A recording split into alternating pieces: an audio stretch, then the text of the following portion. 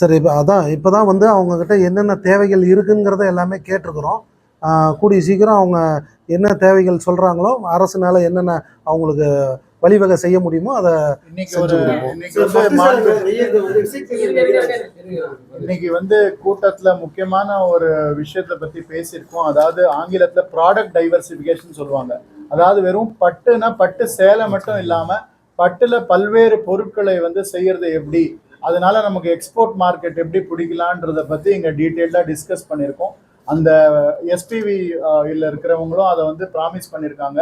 அடுத்த முறையில் வந்து இனிமேல் வந்து அதில் ஒர்க் பண்ணுவோம். ஏன்னா நம்மளோட இலக்கு என்னன்னா 2030 காஞ்சிபுரத்துலேருந்து ஒரு நம்ம தமிழ்நாட்டோட ஜவுளி எக்ஸ்போர்ட்ஸில் ஒரு பெரும் பங்கு காஞ்சிபுரம் ஆட்ட வேண்டும்ன்ற அந்த நோக்கத்தோட வந்து நம்ம பயணிச்சிருக்கோம். அதனால் அவங்களோட இன்னைக்கு அதை பேசியிருக்கோம். அதனால் கண்டிப்பாக வந்து இந்த தொடர்ந்து இன்னைக்குன்னு இல்லை, நாங்கள் அடிக்கடி காஞ்சிபுரத்தில் வந்து இது மாதிரி இங்கே இருக்கிற ஸ்டேக் ஹோல்டர்ஸ் மீட்டிங் நடத்தி பல்வேறு விஷயங்களை வந்து காஞ்சிபுரம் வெறும் ஒரு டொமெஸ்டிக் சென்டராக இல்லாமல் ஒரு எக்ஸ்போர்ட் சென்டராகவும் இந்த குறிப்பிட்ட பட்டு பூங்காவை வந்து சுற்றுலாத்துறையோட சேர்ந்து ஒரு டூரிஸ்ட் டெஸ்டினேஷனாகவும் மாற்றுறதுக்கான பல்வேறு அறிவுரைகளை வந்து இன்னைக்கு அமைச்சர் அவர்கள் வழங்கியிருக்காங்க. காஞ்சிபுரத்தில் பெரும்பாலான பட்டுக்கொண்டு சங்கம் நஷ்டத்துக்கு தான் போகுது, பேருக்கு தான் சங்கம் சேர்க்கணும். அதை எப்படி டெவலப் பண்ணுறது ஏதாவது உங்கள்கிட்ட இல்லை? அதுதான் கணக்கு எடுத்துகிட்டு இருக்கிறோம். கணக்கு எடுக்கும்படி நடந்துட்டு இருக்குது. உண்மையான நெசவாளர்கள் எத்தனை பேர் இருக்கிறாங்க, சொசைட்டி மூலியமாக இல்லாதவங்க எத்தனை பேர் இருக்காங்கன்னு கணக்கெடுக்கும் பணி நடந்துட்டு இருக்குது.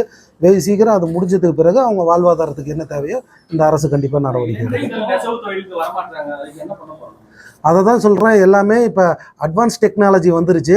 அவங்கள கவரக்கூடிய வகையில் அவங்களுக்கு என்னென்ன செஞ்சு அவங்கள இந்த துறைக்கு கொண்டு வர முடியும், கைத்தறிக்கு கொண்டு வர முடியுமோ அவங்களையெல்லாம் பண்ணணும்னு தான் இப்போ அறிவுறுத்தி இருக்கிறோம்.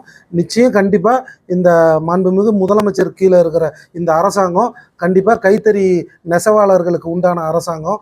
நிச்சயம் அவங்க வாழ்வாதாரமும் இந்த தொழில் வளர்றதுக்கும் கண்டிப்பாக வழிவகை செய்யப்படும்.